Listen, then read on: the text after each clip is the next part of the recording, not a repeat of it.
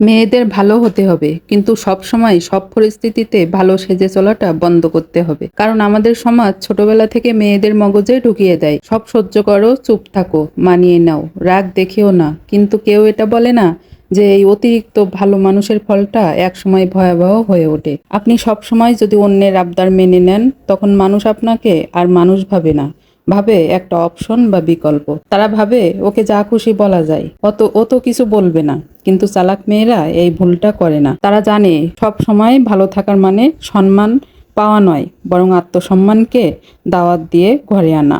আপনি যত বেশি ছাড় দেবেন, মানুষের চাহিদা তত বাড়বে।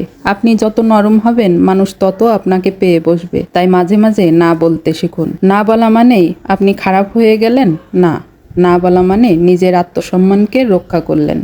আপনার সংসার হোক, শ্বশুরবাড়ি হোক, কিংবা অফিসের কলিগ, সব জায়গায় যদি আপনি শুধু মানিয়ে নেওয়ার চেষ্টা করেন, তবে একদিন দেখবেন আপনার নিজের কোনো ইচ্ছা বা মতামতের আর কোনো দাম নেই। চালাক নারী মানুষের উপকার করে, কিন্তু নিজের ক্ষতি করে নয়। সে সবার সাথে ভালো ব্যবহার করে, কিন্তু কেউ অপমান করলে সে হজম করে না।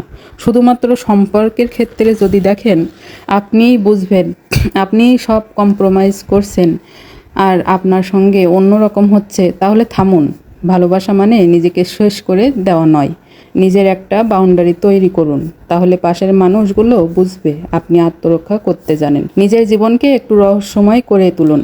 জীবনে সুখী হতে চাইলে একটু রহস্যময়ী হওয়া উচিত। এখন স্মার্টফোনের দুনিয়া। আমরা ঘরে ঘরে স্বামীর সাথে হোক বা অন্য কারোর সাথে যা কিছু ঘটে, ভালো মন্দ সব মুহূর্ত ফোনে প্রচার করি। আপনাদের সবার জানার দরকার, বদনজর বলে যে একটা কথা আছে, এটা 100% বাস্তব। সুখের কথা যত কম প্রচার করা যায় ততই মঙ্গল। কারণ সুখ দুঃখ একরকমভাবে নেয় না সবাই। সুখের কথা বা দুঃখের কথা ফেসবুকে বা বাইরে বা পাশের মানুষের সাথে বলে কি লাভ? আপনার জীবনের সমস্যা আপনাকে মিটাতে হবে। একজনের সাথে দুঃখের কথা বলবেন, সে হয়তো আনন্দ নিবে। আরেকজনের সাথে সুখের কথা বলবেন, সে হলো হিংসা করবে। তাহলে আপনার লাভটা হলো কি? আপনি কষ্ট করছেন, আপনি উন্নতি লাভ করছেন।